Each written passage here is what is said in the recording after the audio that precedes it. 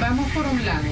Un estado policial de facto. ¿Qué queremos mostrar? Ok, a partir de la ley Mordaza y sus antecedentes en un franquismo enquistado. El tema de policía, el tema de qué pasa si se hace eso en Venezuela. ¿Cómo te fue la investigación? ¿Cómo hiciste para no ir preso, compañerito?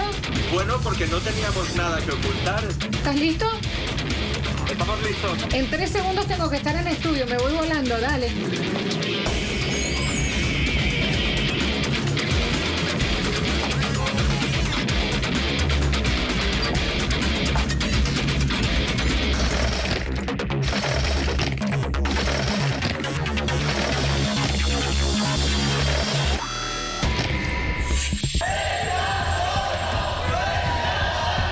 Estamos manifestando contra la ley que prohíbe manifestarse.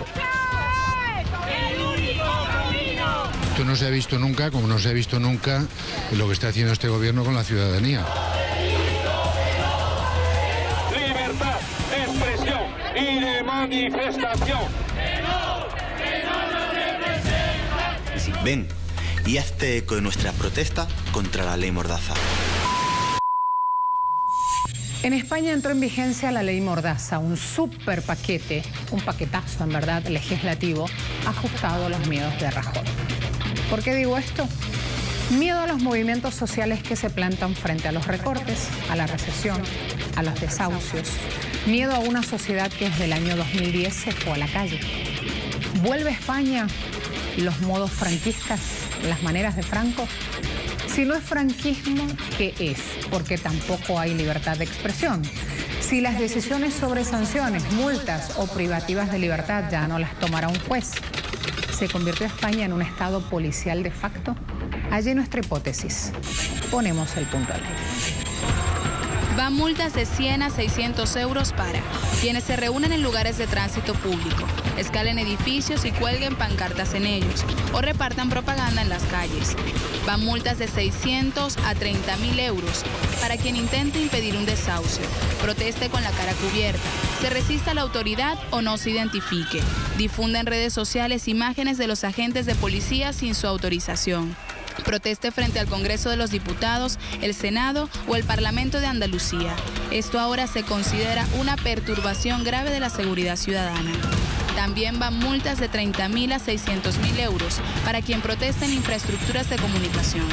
Con la ley Mordaza, nadie puede injuriar a España, sus símbolos ni a sus autoridades.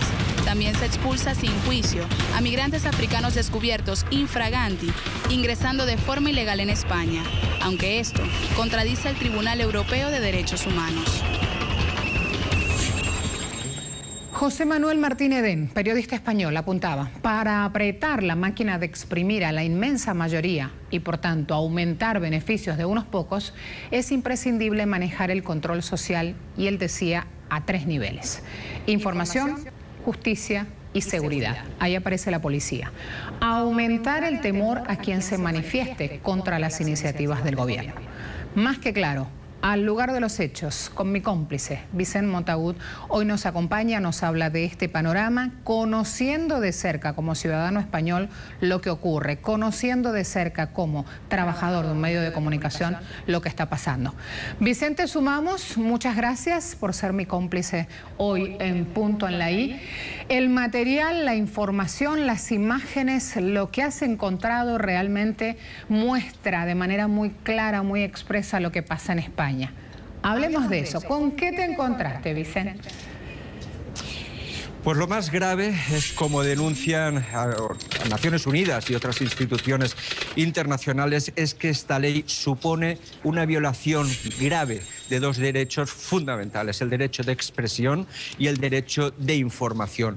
¿Cómo? Pues estableciendo fuertes multas, 30.000 euros, por ejemplo, para quien se manifieste ante el Congreso de los Diputados, siempre que, según la policía, eso suponga una alteración del orden público, pero son ellos quienes deciden, no es el juez como antes, o fuertes multas, también 30.000 euros, por intentar impedir un desahucio. Hay que aclarar a nuestra audiencia que 30.000 euros es muchísimo dinero en este país. Sería más o menos el salario medio de 2 años para un ciudadano. Pero la ley establece también multas menores para muchísimas cosas. Por ejemplo, para negarse a disolver una reunión o una manifestación cuando la policía lo considere conveniente, negarse a ser identificado por la policía en cualquier momento y sin ningún motivo.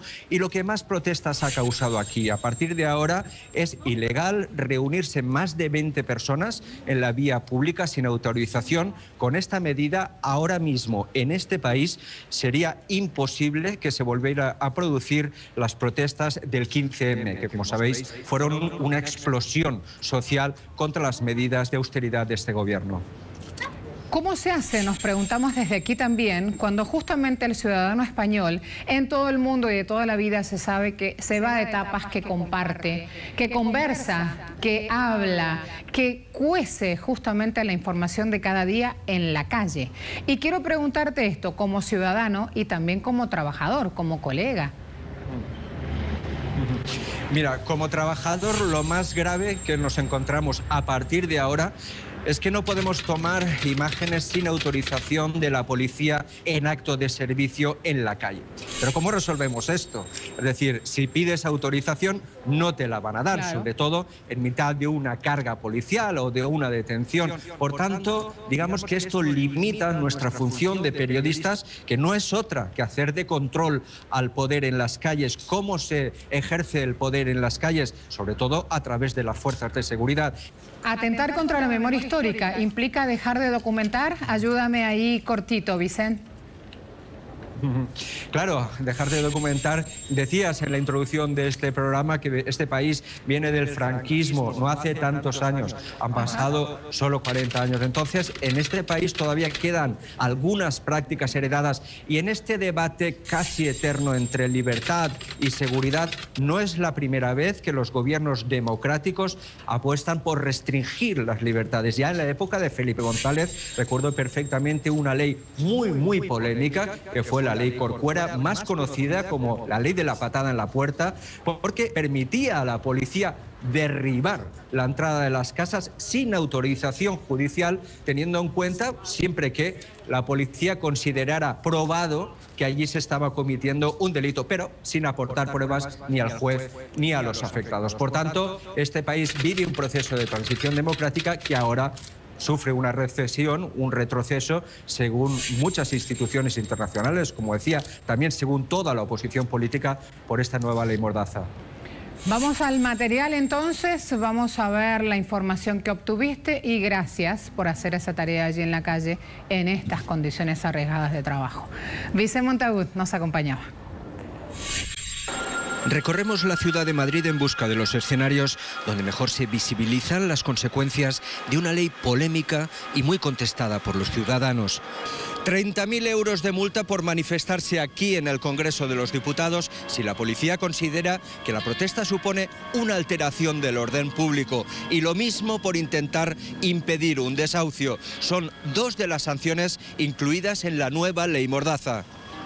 Estos activistas recogen firmas contra la reforma legislativa que entró en vigor el 1 de julio y ya ha comenzado a aplicarse. Nadie de los que estamos aquí se puede permitir una multa así. Y sin embargo no tenemos miedo y seguimos aquí.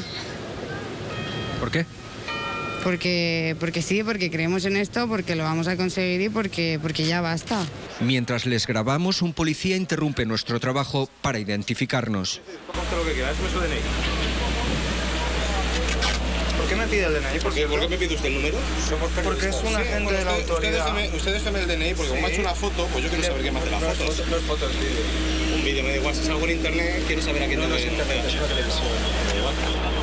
El problema es que determinadas conductas criminales que antes eran juzgadas siempre en los tribunales pueden ahora ser sancionadas directamente por la propia policía. Son ellos quienes deciden si un ciudadano debe ser o no sancionado. Las primeras multas han sido además para colectivos vulnerables, indigentes y trabajadoras del sexo, como Lucía, acusada de desobediencia a la autoridad. Ella asegura que el gobierno intenta invisibilizarlas. Es que es lo que quieren hacernos, la vida más difícil. Si me multas, no tengo cómo pagarte la multa. Al fin y al cabo, ¿de dónde voy a sacar el dinero? ¿Me lo va a dar el gobierno para pagar la multa? No. Gabriel Pecot trabaja como reportero desde hace una década en Madrid, sobre todo cubriendo protestas sociales. Gabriel dice que la ley Mordaza busca un apagón informativo. Pecot fue agredido el año pasado por la policía mientras documentaba una detención. Estas son las imágenes de un trabajo que va a ser todavía más complicado a partir de ahora. Porque lo que viene a hacer es a legitimar una serie de excesos que ya cometían las fuerzas de seguridad, en especial la Policía Nacional, a la hora de permitir o entorpecer ese trabajo periodístico. El objetivo sería desactivar las protestas sociales que han aumentado como consecuencia de la crisis económica y los recortes presupuestarios. El gobierno intentaría así blindarse ante las protestas sociales. El problema es que, según Naciones Unidas, la ley Mordaza vulnera derechos fundamentales y por eso toda la oposición política se ha comprometido a derogarla si llega al poder. ¿Vieron esas imágenes? Habla de cómo se da el día a día para un periodista, cómo se da el día a día para un ajeno o un propio en España. ¿Y por qué digo esto? Porque así es con los colegas de los medios de comunicación, así es con un ciudadano, así es con un extranjero que recién intenta poner un pie en suelo español, suelo europeo, recuerden. Seguimos abordando el tema.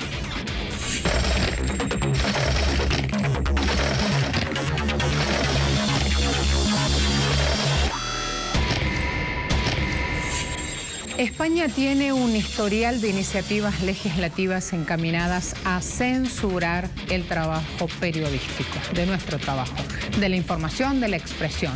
Tanto dictaduras militares como gobiernos republicanos lo sabían. Si controlas la información, siempre lo dijeron, controlas al mundo. Y trabajaron en función de esto.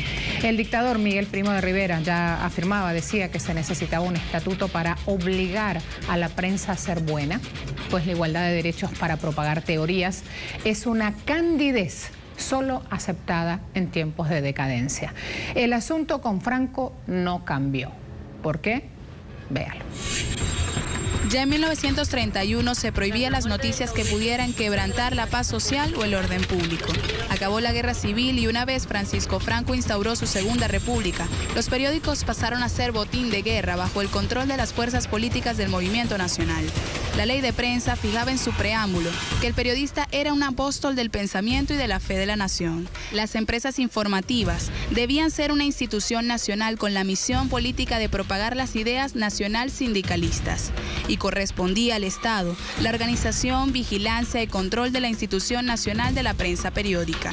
La censura previa prohibía mencionar a determinadas personas o hablar de sucesos que dieran una mala imagen del Estado. Manuel Fraga Iribarne, ministro de Información y Turismo, promovió la suspensión de esta censura, pero la sustituyó por multas y suspensiones de las publicaciones críticas. En 1941, Franco creó la Escuela Oficial de Periodistas, que solo monopolizó la formación del gremio durante 20 años. Para los parlamentarios del Congreso Español, esta ley, la ley Mordaza, es una de las legislaciones más regresivas de la historia, también para los ciudadanos españoles. Vamos a abordar el tema con nuestro invitado de este día, en el punto en la I, Iñaki Gil de San Vicente, analista internacional, intelectual vasco. Iñaki, un gusto saludarlo, ¿cómo le va? Muy buenas tardes aquí en Europa. Allí, bueno, pues buenos días casi. Así con las cosas y con los cambios de horario también vamos viendo, intentando establecer, intentando llegar adelante con nuestra hipótesis. ¿Por qué Rajoy pone la mordaza, Iñaki? Bueno, básicamente Rajoy está cumpliendo un programa que se está dando en toda Europa, pero sobre todo se está dando en los sitios europeos donde mayor conflictividad social hay y donde mayor conflictividad y lucha de los pueblos, de las clases, de las personas se prevé que haya, que es todo el sur europeo, Grecia, Portugal, Estado español, Estado Italia, Irlanda, etcétera, pero también en Alemania. En Alemania hay una legislación represiva muy fuerte, ¿no? Pero Rajoy está haciendo concretamente exactamente eso en el Estado español, porque todo indica que el futuro del Estado español, bueno, el presente ya del Estado español, es prácticamente la semiperiferia de Europa. Es, digamos, un Estado condenado a ser segundón dentro de Europa, con muy fuertes tensiones sociales, con una estructura de desempleo de la población muy alta, sobre todo con una estructura de desempleo juvenil terrible, de una generación perdida y un aumento de las tensiones. Y eso se está viendo ya en el plano electoral, el surgimiento de las mareas, de los movimientos ciudadanos, de los movimientos populares, de las protestas, etcétera. Previendo que eso se va a endurecer, se están tomando estas medidas. Es lo que se llama prevención represiva. Y las medidas, desde luego, como veremos, son muy duras. Iñaki, Ricardo Sixto, de la Izquierda Plural, coincidió en que esta ley supone resucitar el Tribunal de Orden Público franquista del año 59, el llamado TOP, y con él el regreso de los grises, dice. ¿Es así esta afirmación? ¿Podemos llegar hasta ahí? ¿Podemos hablar de la implementación de un Estado policial de facto en España? Sí. Mira, hay una cosa muy clara, y es que esta ley contradice y anula 12 artículos de la Constitución negociada e impuesta, porque el pueblo vasco la rechazó en el año 78. Lo que hace esta ley, porque entre tanto ha habido otras, lo que hace esta ley es ampliar el sujeto o los sujetos contra los que va destinado. Y sobre todo hace dos cosas que luego veremos bien con más detalle. La ley es muy ambigua, deja muchos espacios a la libre interpretación, y esto hay que decirlo muy claro, a la libre interpretación en el momento en el que se aplica. Y segundo, que la ley tiene 44 artículos que permiten a la policía, en el momento preciso donde se está interviniendo, permite a la policía intervenir sin pasar por el juez, sin que sea un juez garantista el que juzgue si esos actos son delitivos o no. Iñaki, eso es tremendo. Con esa tipificación de delitos, con la policía justamente implementando la ley, sin anuencia en este caso, o sin siquiera informarle a las autoridades judiciales. Me pregunto, ¿qué diría el Departamento de Estado de Estados Unidos si pasara aquí, en Venezuela? ¿Qué diría la Comisión de Derechos Humanos Interamericana? ¿Qué diría el Parlamento Europeo? Esos diputados españoles, cada vez que hablan de Venezuela lo hacen con irrespeto. ¿Qué dirían en ese caso si eso pasara en Venezuela? Imagínate, casi organizarían una cruzada de intervención para salvar a Venezuela, salvar entre comillas.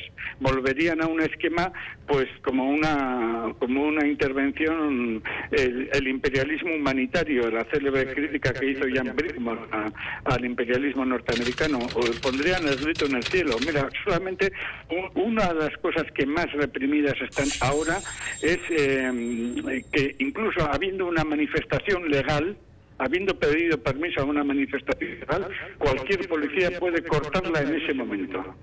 Aunque sea legal, cualquier policía puede anular ese derecho en todo momento de manifestación pacífica. ¿Con esto qué quiere decir? Que se vuelve a una justicia neoabsolutista, se vuelve a una justicia anterior a todas las luchas por la democracia burguesa, pues desde el siglo XVI en Holanda en adelante. Todo ahora desaparece. Hay algo importante también aquí. El rol de las transnacionales, esas empresas, por ejemplo, HL, CSC, la constructora hispánica, que justamente aportan fondos a la campaña de Rajoy, al partido de Rajoy, al Partido Popular. ¿Qué rol ocupan? Sí.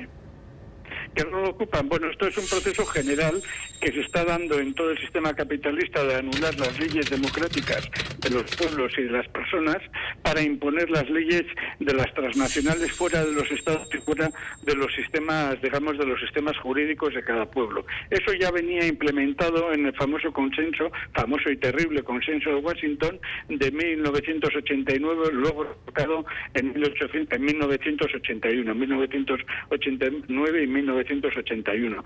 Pero esta ley, por ejemplo, pone un caso. Si se hace una manifestación y esa manifestación pasa por delante de algo definido como un servicio público, de interés público, por ejemplo, un banco transnacional o una empresa transnacional de las que tú has comentado, esa ley puede ser, esa manifestación puede ser reprimida con mucha virulencia. Y si, por ejemplo, cualquier persona que no esté en esa manifestación envía un aviso por teléfono, por telefonía móvil, en estos momentos por WhatsApp, un SMS o lo que sea, de que se está realizando una manifestación contra una empresa transnacional que transgrede los derechos nacionales del pueblo, esa persona puede ser inmediatamente condenada con una multa pues de 600 euros a 30.000 euros. Gracias, Iñaki. La propiedad privada extranjera es intocable. Ese modus operandi me recuerda a todo lo que ha pasado con el desahucio. Cada vez que una vecina le avisaba a otra que la estaban sacando de su casa con lo opuesto, con las criaturas, con unos procedimientos antiderechos humanos en cualquier punto del mundo, rápidamente aparecía la acusación allí y la connivencia según las autoridades. Gracias por su tiempo. Hasta la próxima. Oye, un segundo. ¿Me permites un segundito? Claro que sí. Adelante. Mira, un dato, un dato. Por ejemplo, colgar fotos o difundir vídeos de autoridades o policías haciendo cualquier cosa, golpeando, por ejemplo, en Estados Unidos, vídeos que explican cómo la policía blanca de Estados Unidos aplica el terror y asesina a hermanos latinoamericanos, a hermanos afroamericanos, que circulan tantos vídeos. Eso en el Estado español con esta ley es prohibido de 601 euros a 30.000 euros. ¿Cómo podríamos denunciar el terror de la policía norteamericana contra los hermanos negros si en el momento en que se aplica esta ley? Sería imposible. Pues eso en el Estado español va a suponer una multa de 600 euros a 30.000 euros. Esto es una barbaridad. Las cifras hablan por sí solas. Hasta la próxima. Iñaki Gil de San Vicente nos acompañaba en el análisis. Saludos también. Quédese, el debate vale la pena, es sumamente interesante, es importante ver lo que está ocurriendo. Somos ciudadanos del mundo, somos ciudadanos Telesur. Ya volvemos.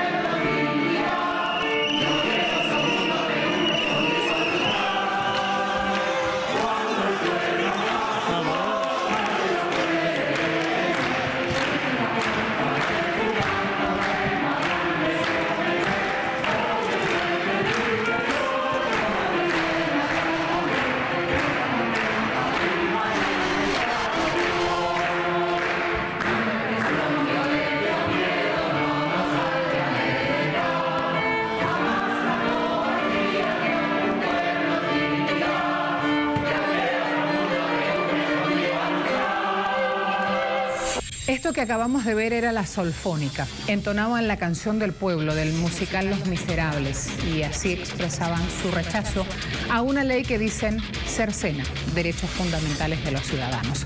Vamos a seguir con nuestro análisis. Hoy tenemos una hipótesis, nos planteamos en el punto en la I el siguiente interrogante, la siguiente línea de consulta. ¿España se está convirtiendo en un estado policial de facto? Esta es una única respuesta al Estado español a una crisis social, política y económica, una crisis del Partido Popular. Por allí vamos y nos está esperando Juan Luis Sánchez. Él es periodista, también es subdirector del diario.es. Quiero darles la bienvenida. Colega, muchas gracias por estar compartiendo con nosotros este espacio y este análisis en este día. Encantado de estar con vosotros. ¿Qué tal? Muy buenas tardes. Quiero en principio abrir el interrogante y esta pregunta, esta hipótesis que planteamos hoy en el programa. La crisis del Estado español y del bipartidismo ya vimos que empezó a dar resultados. En su país, elecciones autonómicas y municipales del 24 de mayo, el PP perdía más de 2,4 millones de votos y esto habla de un agotamiento de sus prácticas y un agotamiento de gestión, por ende. ¿Tiene algo que ver el resultado hasta ahora de esta ley mordaza en marcha en el país? Tiene todo que ver. Es de las pocas formas que el gobierno de España está encontrando para contener una protesta social que ha sido cada vez mayor desde 2011, desde que el 15M llegara a las calles y agitara las conciencias, pero también agitara la sociedad civil, agitara los movimientos sociales, reinventara un poco también la izquierda en España, que en algunos casos y en algunas terminales estaba bastante dormida.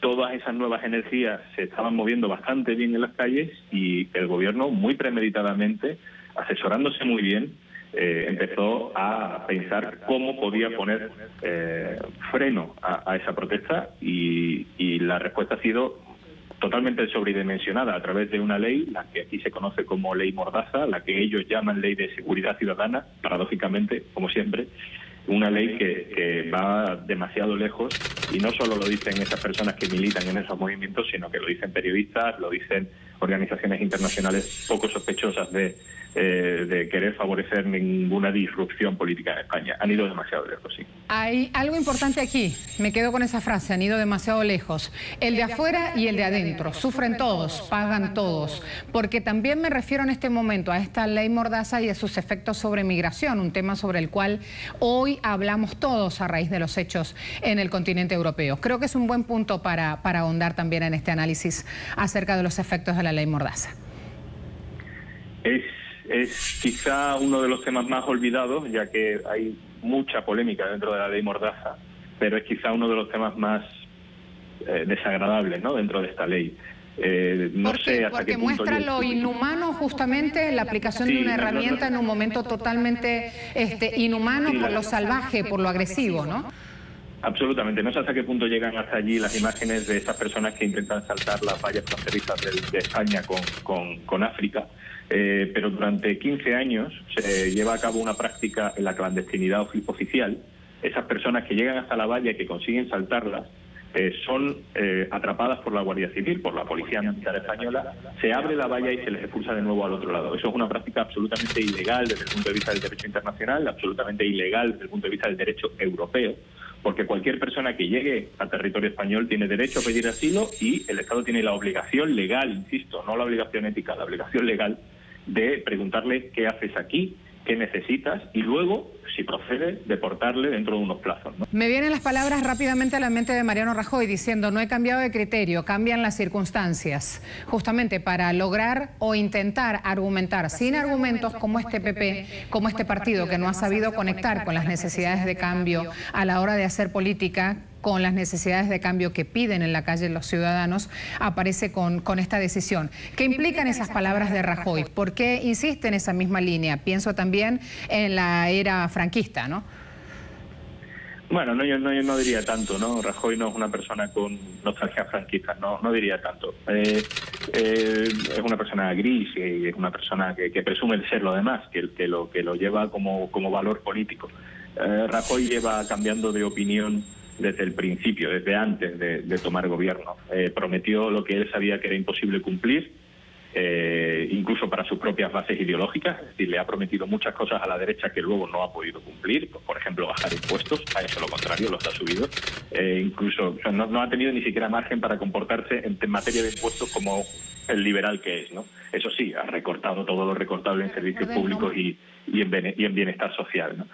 Por tanto, bueno, no es tanto una cuestión de nostalgia como de vacío democrático, ¿no? Ha habido un bloqueo institucional muy importante en España. La opinión pública expresada en las calles, pero no solo en las calles, en las redes sociales y también en la demografía, ¿no? En las encuestas estaba exigiendo determinados cambios y se estaba negando a algunas cosas que el gobierno ha impuesto con mayoría absoluta, pero sin legitimidad. Algo importante, hablabas de redes sociales, también la ley Mordaza va contra esas redes sociales. Hablemos de eso, aunque sea cortito, antes de meternos de lleno en lo que es la corrupción del PP y esa asociación con las grandes corporaciones, con las transnacionales. Creo que lo de redes sociales es un muy buen punto para, desde nuestra tarea de comunicadores, situarnos y hacerlo conocer al mundo. Hay un aspecto fundamental, y es que esta ley, digamos que es tan amplia, o deja el campo de acción tan abierto, que si alguien, o si el gobierno, o si la policía te quiere pillar por algo, tiene muchas formas de pillarte arbitrariamente, ¿no? Una de ellas es a través de las redes sociales. Gracias a esta nueva ley, ahora la policía puede hacer eso, ¿no? Eso y muchas más cosas, como por ejemplo prohibirte que difundas a través de streaming, de vídeo en directo, de redes sociales, de fotos, de cualquier tipo de material, pues en una manifestación donde la policía pueda estar sobrepasándose en sus funciones, como ha pasado tantísimas veces. Creo que eso es un muy buen punto para cerrar nuestra conversación, Juan Luis. Tiene que ver con esta idea de esto ya ha explotado, esto ya ha desbordado, esta marea no se va a poder parar. Así las cosas, ese es el antídoto en marcha contra esta ley mordaza. ¿Cómo se hace la resistencia civil también, en general, no solo de los medios de comunicación, contra esta ley? Hay una plataforma en España de la cual nosotros formamos parte desde el diario.es, pero que no está integrada solo por medios de comunicación o periodistas, sino también por abogados, por humoristas, que también están muy afectados por esta ley, y por todo tipo de personas de la sociedad civil.